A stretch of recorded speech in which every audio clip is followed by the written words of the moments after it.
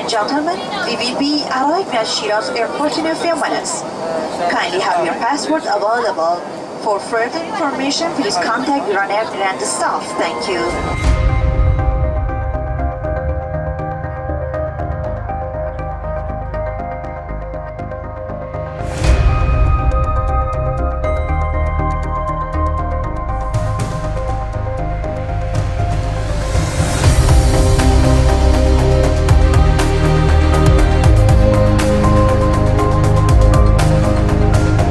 I'm so glad that we started in Shiraz. I think most people that come maybe start and end in Tehran, and I have no idea how Tehran's going to be.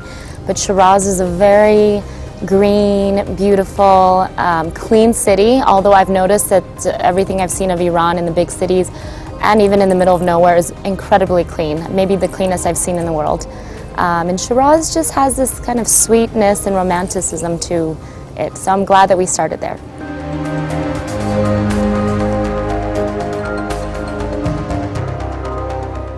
There is something very spiritual there. I mean, I'm not a religious person at all, but there's certain places, certain religious places you go where you really feel that energy. And I think especially because I'm coming from America and there's so much bad reputation with Islam, to go to a place like that and to see all the families that are just peacefully picnicking, relaxing there, praying, it's very nice and comforting to see.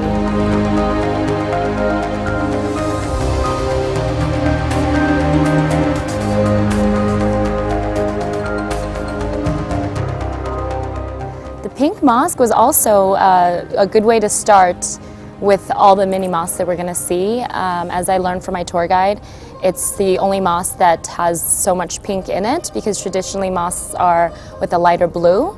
But since it started as a private mosque, the guy could do whatever he wanted.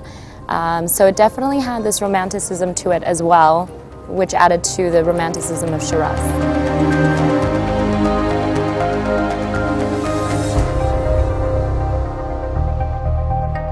I actually have never heard of Hafez. Was beautiful. Even though I didn't understand it, I can hear the rhyme and the beauty to it. So now I'm inspired to buy the books and learn more about it. And also because our guide read, like some poetry and translated into English, and it's like really entertaining. And I was more excited to read more about Hafez and his work.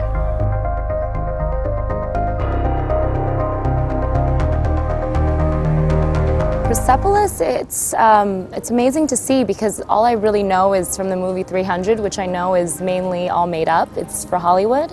And to learn about Cyrus the Great and Darius, Cyrus who ruled 2,500 years ago during the greatest empire of the world, it's fascinating. I think that's the beauty of travel, is just learning about the different empires and how they once were the greatest, and how history unravels depending on the kings and how global affairs play out.